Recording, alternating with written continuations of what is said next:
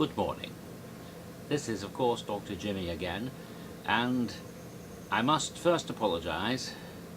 In my previous video I decrypted Eraser and everything else. I didn't decrypt everything else.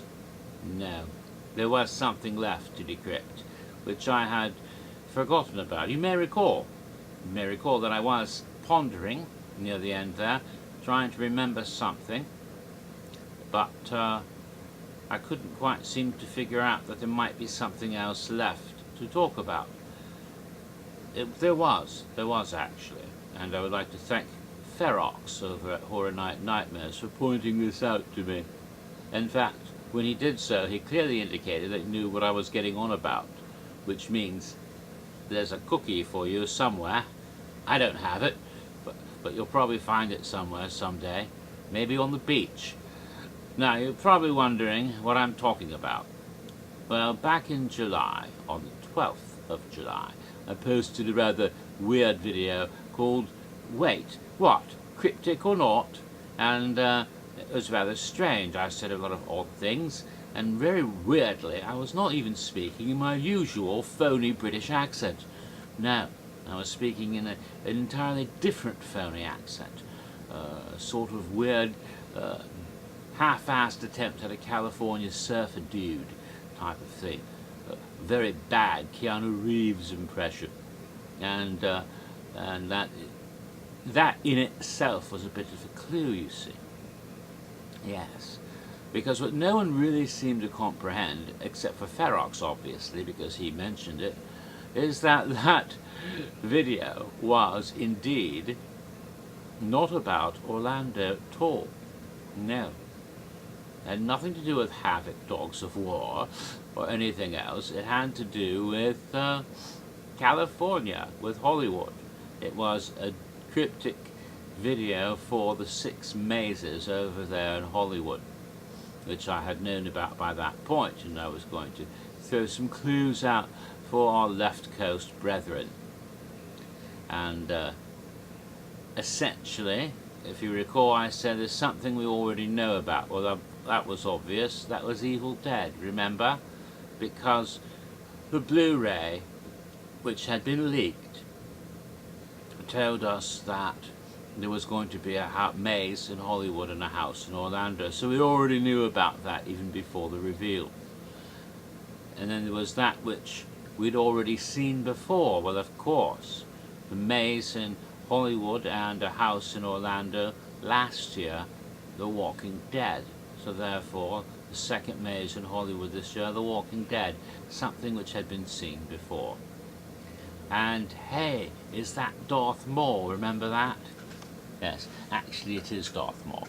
No, that of course was a reference to Insidious, as the facial features of Darth Maul strongly resemble that evil red guy over at Insidious. That's what that was all about. Now,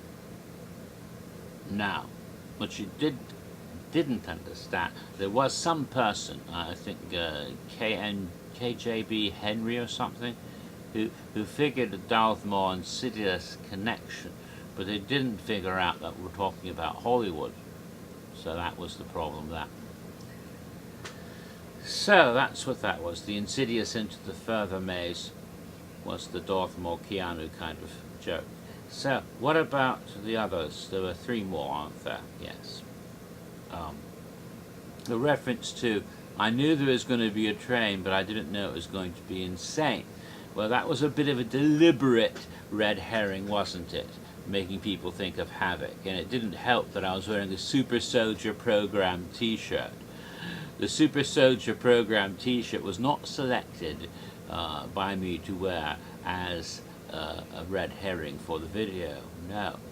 I was already wearing the shirt. I looked down and saw what shirt I was wearing that day and said, this would be a good day to make a video. So it was the other way around, basically.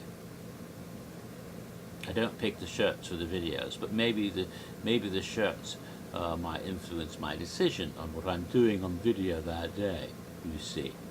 Now, getting back to what that, of course, when I said I thought there might be a train I didn't think was going to be insane, that meant Crazy Train, of course, which is an Ozzy Osbourne song.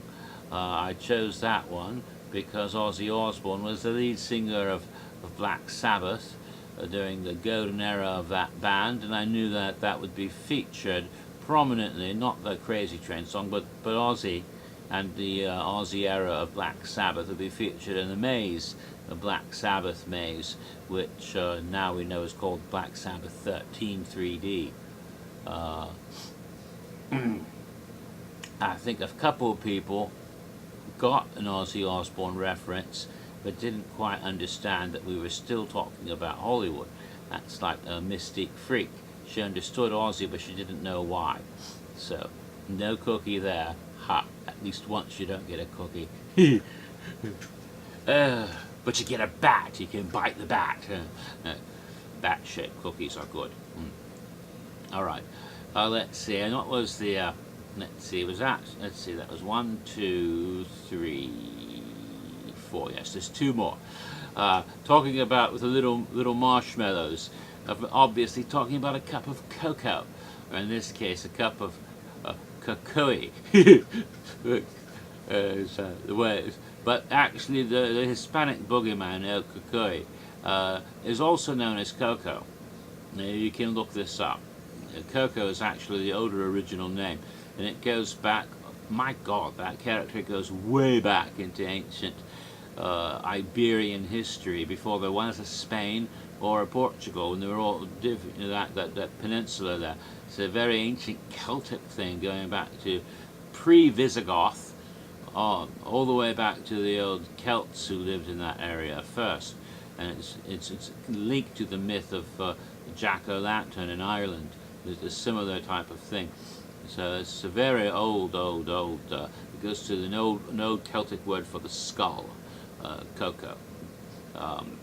Very interesting creature, this boogeyman character, and very strongly associated with Samhain, that era, Halloween, Day of the Dead. So we have that sort of thing. Very appropriate maze, El Cocoy. So I'm looking forward to that, except I can't go to California, but I'm looking forward to looking at videos and pictures and hearing about it. I wish I could be there to see that one, but yeah. Anyway, that's what I meant by the cup of cocoa with marshmallows. And of course, the last one was that was left was about the mixtape.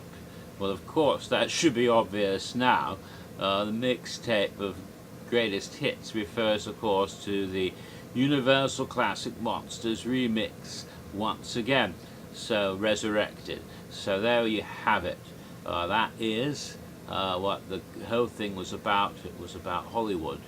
And so if you ever hear me in a surfer dude voice again, you know I'm talking about California.